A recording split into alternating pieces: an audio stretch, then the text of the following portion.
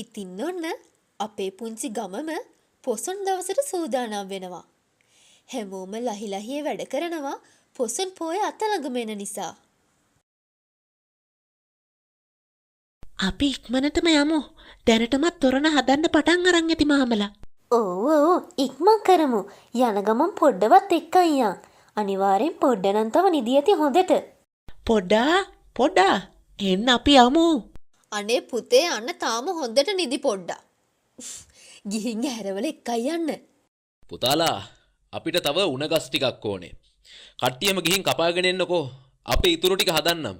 මුදලාලි මල්ලි අපිට තොරණේ වැඩෙත් එහෙම්මම තියෙනවා. දන්සලේ වැඩේ තව අත ගැහුවෙවත් නැහැ. අපිට රෑ වෙන්න කලින් ඔක්කොම ඉවර කරන්න පුළුවන් වෙයි නේද? ඒක තමයි මාත් බැලුවේ. දැන් අපේ පොඩි කට්ටියයි එයාලට දන්සලේ වැඩ ටික පටන් ගන්න කියමු. අපෝ පොඩ්ඩෝ මේ වගේ දවසකවත් කලින් නැගිටින්න පුරුදු වෙන්න. හරි. මට පොඩ්ඩක් නිින්ද ගියා. ආන්න පොඩ්ඩෝ ටික එනවා. ළමයිනේ ඔයාලා දන්සලේ වැඩ ටික පටන් ගන්න පරිස්සමට. කට්ටියම ඔය මඩුව හදන්න ගන්නකෝ. හරි මාමේ. අපි කරන්නම්. එන්න අපි හදන්න පටන් ගමු.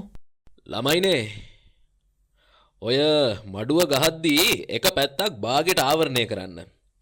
එතකොට තද බදයක් නැතුව කඩලා ටික බෙදලා දෙන්න පුළුවන්. ඉතින් මේ අය තොරණේ දන්සලේ වැඩ කරද්දී කට්ටියක් මුදලාලිගේ නිවසේ සිට දන්සලට ඕන කරන කඩල ටික තම්බන්න පටන් ගත්තා. ඉතින් ඔක්කොමල මේ වැඩේට උනන්දුවෙන් ආසාවෙන් එකතු වුණා. ඕන්න අපි නා ලුණු ටික කපලා ඉවරයි. කඩල ටික හරිද? එහෙනම් ඉක්මනට තැම්බෙන්න තියමු. කට්ටිය ගිහින් කැන්දකුල ටිකක් කඩාගෙන ආවනම් හරි. අපි ගිහින් කඩාගෙන එන්නම්. ඉතින් ඔය විදිහට කට්ටියම දන්සලේ වැඩේ කරගෙන යනවා.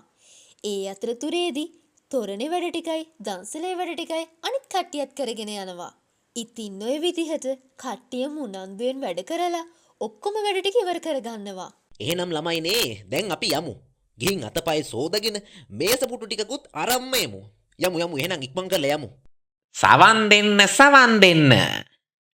අප ගම්වාසීන් විසින් සංවිධානය කරන මහා තොරන් රාජයා හා මහා කඩල දන්සල අද රාත්‍රී 7 සිට.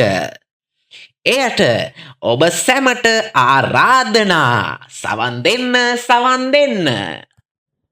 පින්වතුනි මේ ආකාරයේ තොරන් රාජයෙක් නිම කරලා මේ ග්‍රාමවාසීන්ට ඉදිරිපත් කරන්න හදන මේ වෑයම කෙතරම් අපූරුද.